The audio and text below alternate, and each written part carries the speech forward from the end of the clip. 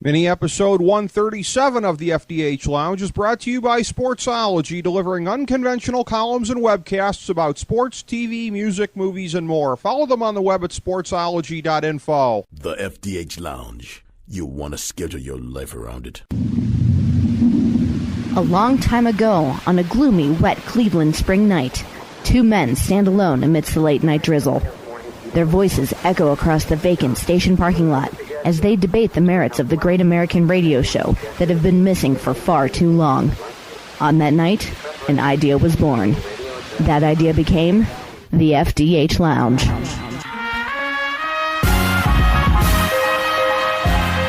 Welcome to the FDH Lounge. Hello, everyone. Welcome to mini episode number 137 of the FDH Lounge. We've got a very special mini episode for you here today. This is FDH Managing Partner Rick Morris. We've got a great one. We've got our guest in the queue already, I see here.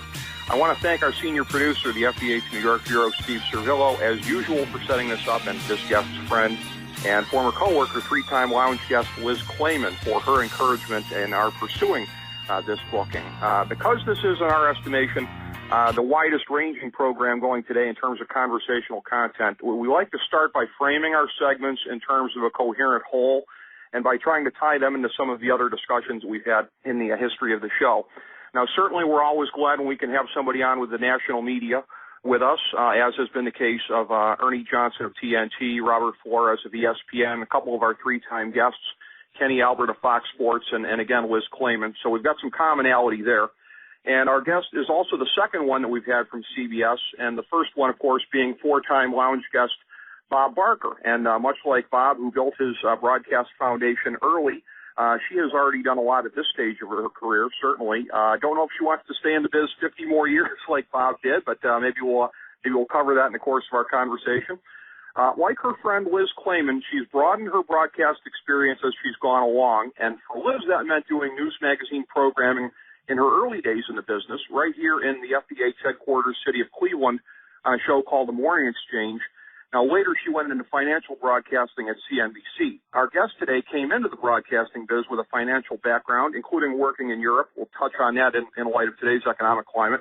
And she then worked for a few years at CNBC with Liz. And now, in addition to serving as business and economics correspondent for CBS News, she co-hosts their national news magazine show, CBS This Morning Saturday. She's had a tremendous career trajectory. She will be a great addition to our list of conversations with interesting people.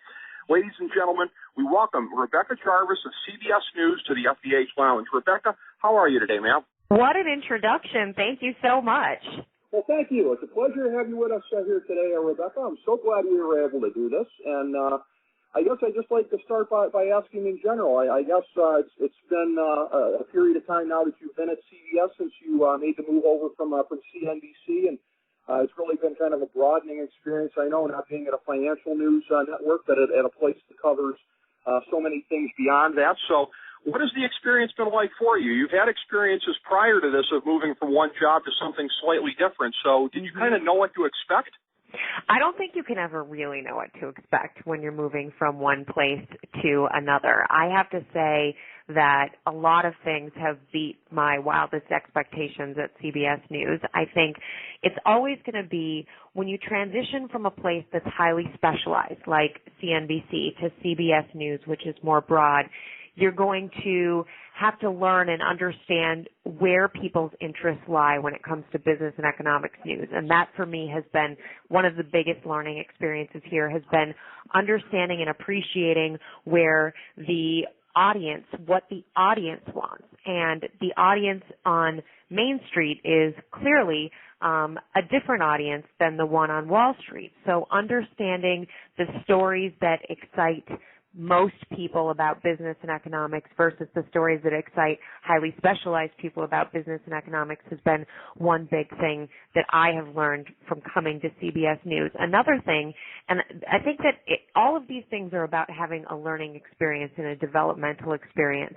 And one of the other nice things about coming to CBS News was having a second set of eyes and a second set of mentors and people helping me understand the craft and how to sort of go about doing this as a profession. And I've been really lucky to have some wonderful people surround me at CBS News, but also at CNBC, who have really helped me learn. And so that's been just a huge thing. But when it comes to what to expect and any kind of job, and I think this applies to anybody out there embarking on any new job, you have some ideas of what to expect, but you'd never really know until you get into that office.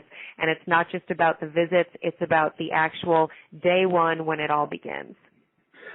Well, that makes a lot of sense, I think, to the rest of us who have changed jobs and gone on to get new experiences. That kind of rings true. I think the one thing that you were mentioning there specifically reminded me of something that Liz Clayman had said to us previously when she was talking about CNBC, and she didn't necessarily mean this as a put-down, but that her ideas for stories, sometimes she would be told, you can't trade that, you can't trade on that, and that if it wasn't information about a company that was listed on one of the exchanges, that it wasn't necessarily as relevant to them, and that she said that over at Fox Business that there's a little more freedom in that sense. I got to believe at CBS, which is a generalized news organization in the first place, if you ever had any of that at CNBC, I'm sure you don't have any of that there. Yeah, I would say that's the case, and think about it nowadays too, because more of these big companies that are changing the way that the world works, they're not necessarily public companies. And Facebook was not a public company until a couple of weeks ago. Twitter is not a public company. There's a lot in the technology universe that you can't necessarily trade on, at least not in the public markets. And I think there's a lot of fascinating stories going on there. And I speak to CEOs now all the time in the internet, biotech, developing market spaces where they're clearly not the kind of stocks, they're not public companies that are in the spotlight on a daily basis, but they're doing things that in my view are going to change the way the world works, and it's great to have the freedom and the flexibility to talk to these people. Very well said, yeah. Having a different scope of an operation at a company like that, I'm sure allows for that as well. Something that I definitely would like to ask you about as well, given your experience and given your experience in the financial sector in its own right before you got into financial journalism, your perspective on some of the things that are happening right now over in Europe, which I know can seem kind of a little bit oblique to some people in this country, and it's sometimes maybe hard for a lot of people to grasp just how important this is. But I saw that you tweeted this afternoon about Moody's downgrading the Spanish bonds and the effect that have possibly. Do you have a sense that this is going to be one more cycle of sweeping all this under the rug and trying to patch it together, or that the end is finally near for trying to hold together the euro? And if so, what kind of ramifications could that have? Well, I think you I think you hit the nail on the head that this is another round, and I think the market has clearly said this is just one more mini step towards fixing what is the ultimate problem. And the ultimate problem in Europe is really twofold. You have banks in Europe, like Bankia in Spain, which are facing similar problems to the problems that our banks faced during the Great Recession and the financial crisis. They look, in many respects, like Lehman Brothers looked before it went under. So you have banks, and in particular banks in Spain, where the housing market has been in a total tailspin and mess like our housing market, banks in Italy, where real estate is also a problem. You have those banks facing problems, but then you also simultaneously have the governments in these places facing problems. And the big government that everyone is focusing on right now is Greece. And the reason they're focusing on Greece is because Greece has an election on June 17th. And the Greek people, the oldest democracy in the world, when those Greeks go to vote on June 17th, they have a really difficult choice in front of them. They have to choose whether or not they want austerity, they want more budget cuts, or whether they want the unknown. Because the unknown is essentially voting for the candidate who is not going to enforce austerity, who is not going to say we need to tighten our belt. And if that candidate takes office, all of a sudden what you have is a potential for Greece leaving the Eurozone.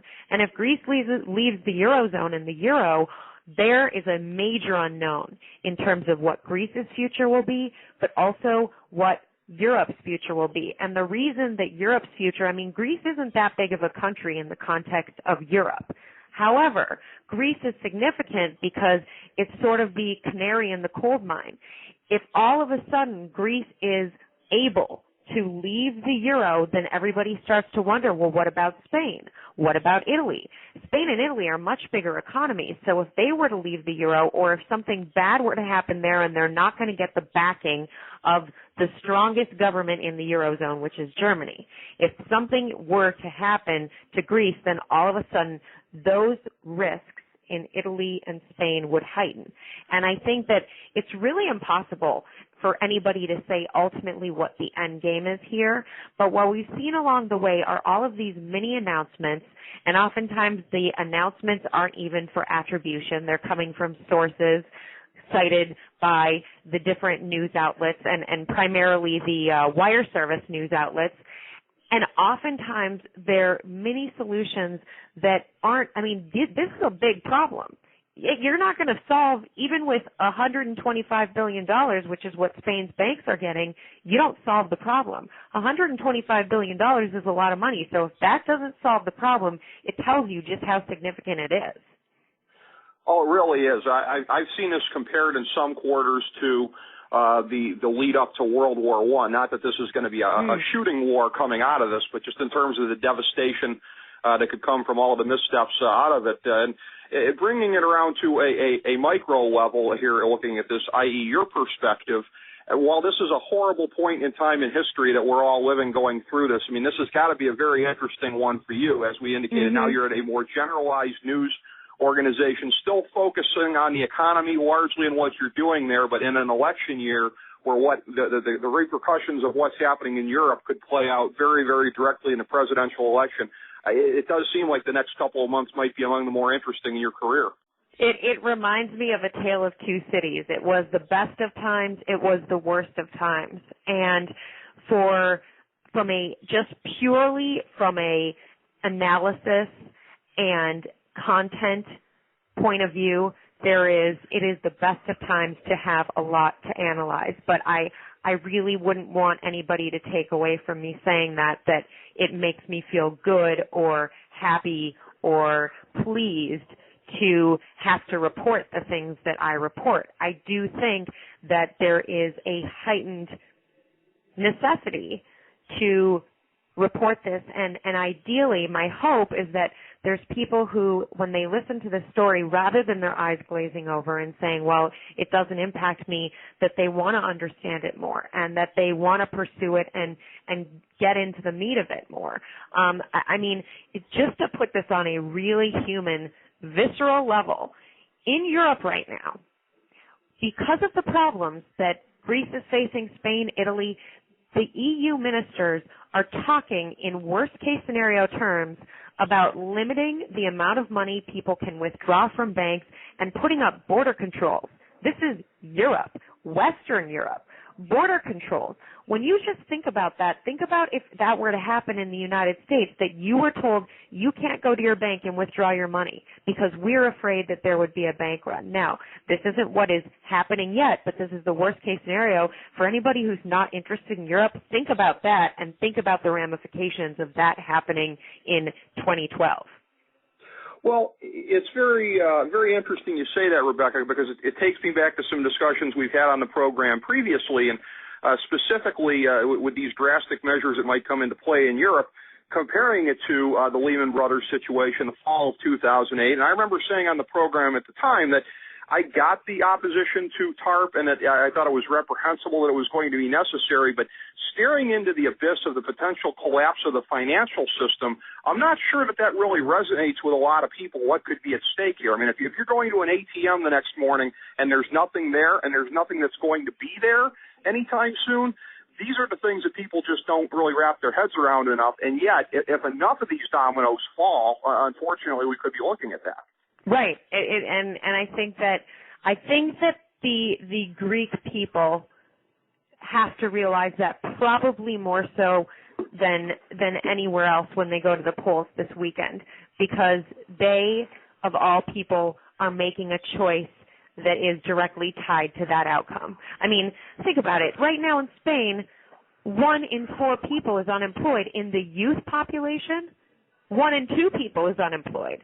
And when you talk about the type of disorder that can create, not even contemplating what economics means, but just contemplating what life in the streets is like, walking down the street in a society where so many people don't have a job and don't have opportunity, that changes the dynamic, and it's not just an economics discussion anymore, it's a sociological discussion. Exactly, and I think that just doesn't resonate with enough people. If you look at what's actually going on over there and the way that society actually seems to be hanging by a thread due to that kind of economic turbulence, what goes actually way beyond turbulence, when half the youths are unemployed. I mean, we may think of that in terms of the Gaza Strip or Zaire or someplace like that, but it's happening right in the heart of Europe, and it seems really hard for people to wrap their heads around. And yet, we've got a situation in this country where, again, it's not nearly as dire as that, although the quote-unquote recovery has really been kind of fitful the last couple of years. But our senior producer, Steve Servillo, points out to me very justifiably here that when you're looking at the employment numbers, I know this is something that you've been covering the last couple of years, again, that doesn't even really do justice to the measure of our situation over here. When you're talking about people who are off the rolls for various reasons, I mean, they're not all retiring, Rebecca. These aren't all old people that, they're in the workforce and they were going to be leaving it anyways. Right, and I think maybe what Steve, one of Steve's points is that one of the reasons that the unemployment rate, in some cases, it didn't this last month in May, but in some cases, the reason that the unemployment rate was dropping is that people were leaving the search for work. And one could make the argument that some of those people were retiring, but there's clear evidence as well that a number of those people are opting out of looking for work because they've seen and been trying for so long to find a job, and they've felt that the market is so impossible to find a job and that they've given up.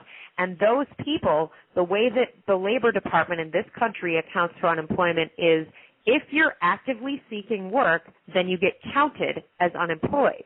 But if you give up altogether, then you're no longer counted in the employment data. So real unemployment in this country, it's a number known as U6.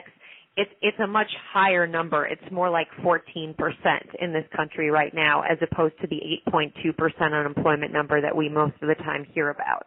And also, there's clearly a problem with underemployment. I'm sure there are people listening right now who are saying, I have a job, but it's not the job that I need to pay the bills. It's a part-time job, or it's a job that I took because I needed something, but it's not ultimately the job that I want to be doing and also can afford to be doing.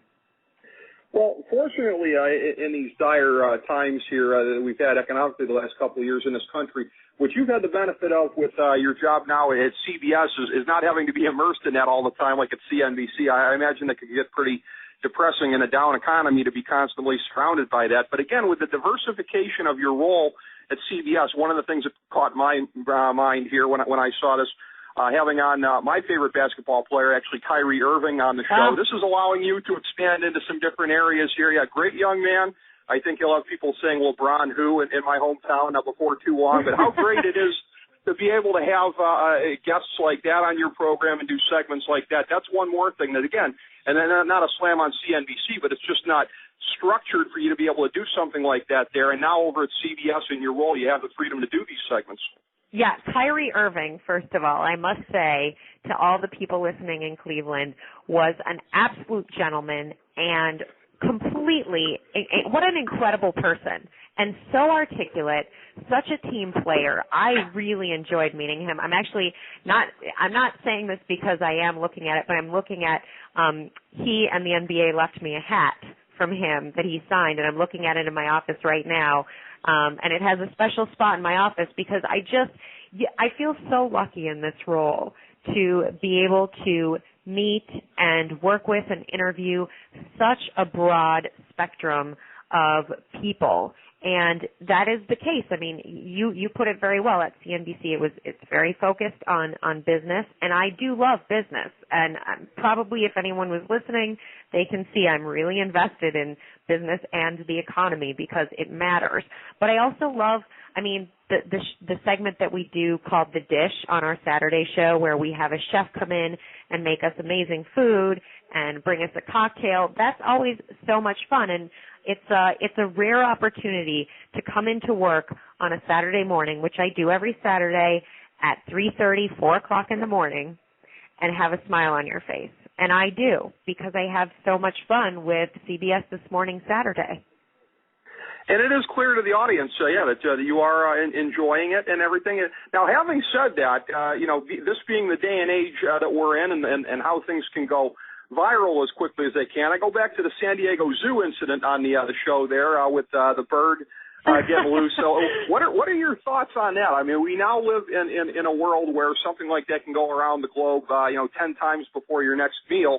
And, live TV, anything can happen. So what are your thoughts on that? I mean, it's been a very recent development in your career to where, social media can blast it out there. But I remember seeing it from Steve the same day and thinking, wow, this really, this is a great clip.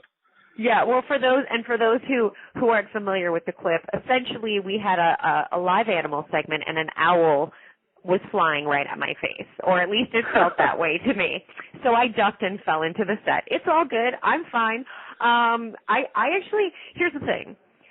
So far, I haven't had anything really, knock on wood, and I literally just knocked on wood. I haven't had anything as a result of social media really, personally, I don't feel harmed by it.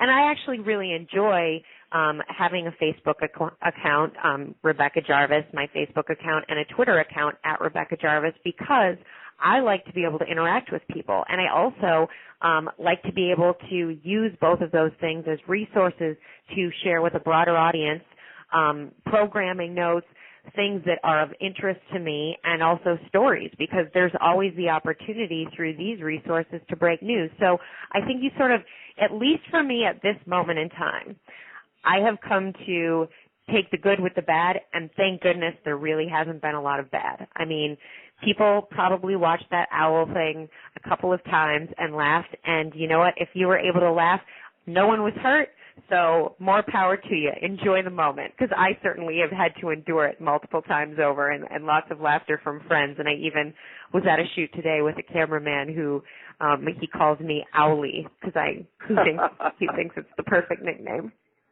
Well, that's a great philosophical, attitude to have about it, Rebecca. I mean, anything can happen on live TV, and it sounds like you're, psychologically well prepared for anything like that. And yeah, hopefully, there won't be anything worse than that coming down. But in terms of your surroundings at CBS, just in the period of time that you've been there have been some other things, some other turnover that has transpired. You continue, of course, to be associated with the morning show during the week, as well as being the co-host of the Saturday show. But, of course, some new faces on that in the course of the last year. It started this year with Charlie Rose and Gail King. So there are some folks that you're getting a chance to work with at that place that you didn't even know would be the case when you signed on there.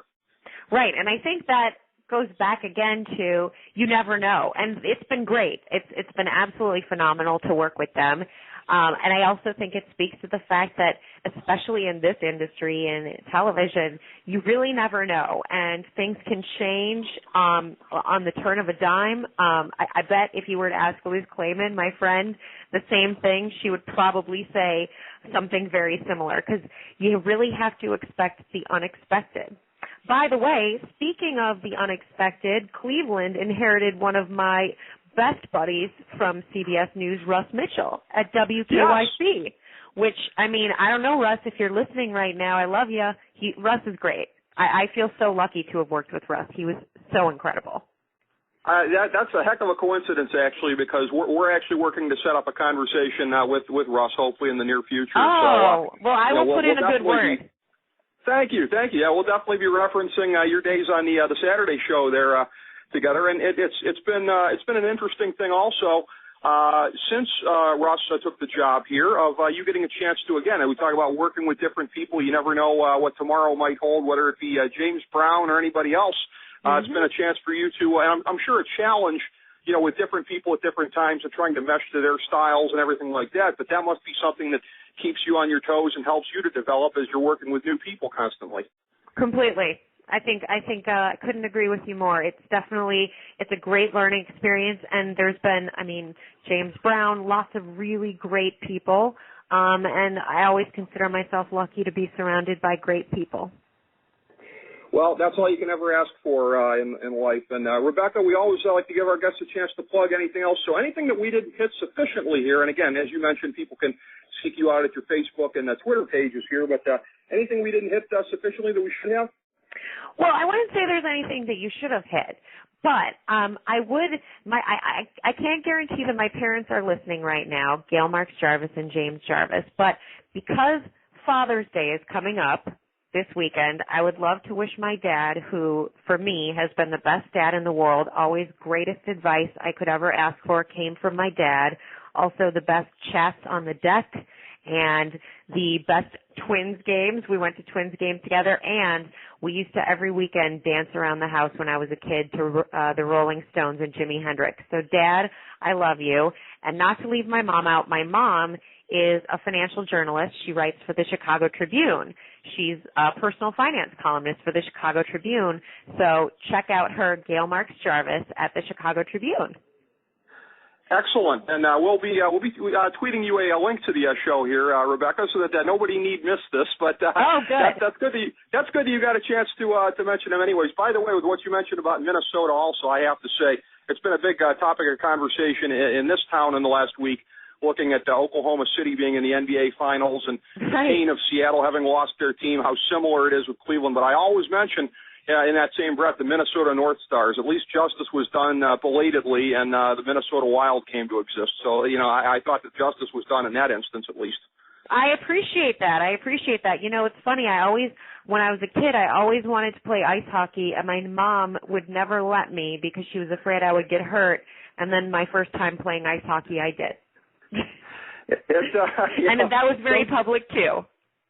Sometimes parents' worst nightmares do come to pass, but I'm sure that everything that they thought and hoped for with your career positively has come to pass, Rebecca. It's been a real pleasure having this conversation with you on the program. We'd love to do it again. Thank you so much for your time. Absolutely, anytime. It was really great catching up with you, and I will make sure to put in a good word with you, with Russ about you. Wonderful. Yeah, we're on the verge of doing that thing. You could put us over the top. Thank you so much, Rebecca. Awesome. All right, take care. Thanks so much to you and to Steve for setting all this up. Oh, thank you, Rebecca. And thank you all for tuning in to FDH Lounge mini episode number 137 with Rebecca Jarvis. As we bring the show to a close, we would like to extend our deepest gratitude to NBC, CBS, ABC, Fox, all Clear Channel affiliates, TNT, TBS, USA, UPN, Deadspin.com, YouTube.com, YTMND.com, MySpace.com, various blogs, Fox News, CNN, CNBC, MSNBC, IamBoard.com, Billboard.com, Google.com, ESPN, ESPN2, ESPN News, ESPN Classic, NBA TV, NFL Network, Sports Time Ohio, Athlon Magazine, Comedy Central, Cartoon Network, The Boomerang Channel, QVC, BET, The Spice Channel, Steno Notebooks, Manwich, Papermate Office Supplies, waitresses, strippers, bartenders, garbage men, janitors, microwave popcorn, the writers of The Office, Scrubs, Entourage, My Name is Earl, Oz, Metalocalypse and the Boondocks, Aquafina, and the Periodic Table of Elements.